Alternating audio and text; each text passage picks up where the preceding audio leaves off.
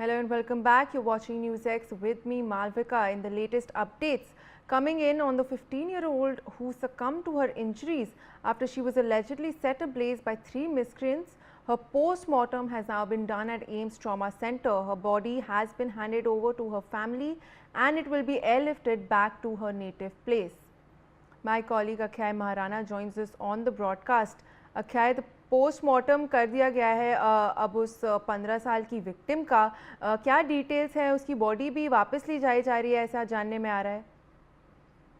देखिए, उनके जो पोस्टमार्टम अभी अभी खत्म हो चुका है और कहीं ना कहीं उनको उनके जो पैतृक गांव है वहां लाया जाएगा। जो बलंदा में उनके गांव है वहां ले जाया जाएगा और कहीं ना कहीं वहां उनके जो अंतिम संस्कार है उसके लिए भी अभी जो गड्ढा जो बनाने की प्रक्रिया है वो किया गया है। और कहीं ना कहीं अब जो तमाम जो घटना है उस घटना में कहीं ना कहीं जो पीड़िता की मौत हुआ है और कहीं ना कहीं ये तमाम बारे में अब पुलिस उसके रिएक्शन जो ट्विटर हैंडल एक्स के जरिए दे चुका है और तमाम जो राजनीतिक जो पार्टियां हैं वो पार्टियां कहीं ना कहीं इसमें नाखुश नजर आ रहे हैं और तमाम सवाल उठा रहे हैं। तो कहीं ना कहीं ये तमाम बारे में अब जो बीजेडी है, जो कांग्रेस है, वो सवाल उठाने लगे हैं कि एक्चुअल में जब पीड़िता ने आरोप लगाई थी कि 3 बदमाश ने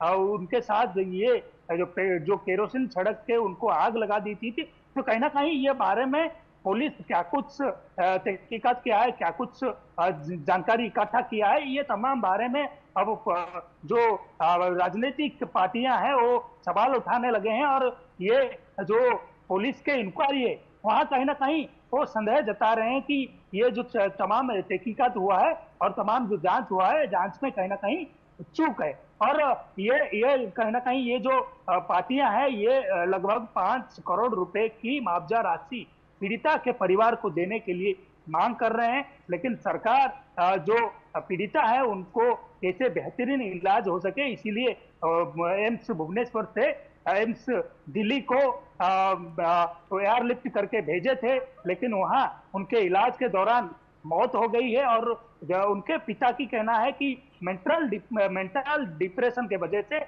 उनकी जान गई है। इसको पॉलिटिकल बयानबाजी करने में कहीं ना कहीं रोक देना चाहिए, क्योंकि उनके जो बेटी की मौत हुई है, प्रार्थना आप कीजिए कि बेटी की आत्मा कैसे शांति मिले, बेटी की आत्मा को। लेकिन इसमें जो पॉलिटिकल जो लीडर हैं वो नाखुश नजर आया है, वो सवाल उठा रहे हैं कि अब उनके पिता को अब उनके पिता ऐसा बोल रहे हैं, लेकिन उनके पिता जब इंसिडेंट हुआ था उसके बाद उनके पिता की कहीं पे भी रिएक्शन नहीं आया था, उनके पिता की बयान नहीं आया था। इसीलिए जो पॉलिटिकल लोग हैं, जो पॉलिटिकल लीडर है, अपोजिशन लीडर है, वो सवाल उठा रहे हैं।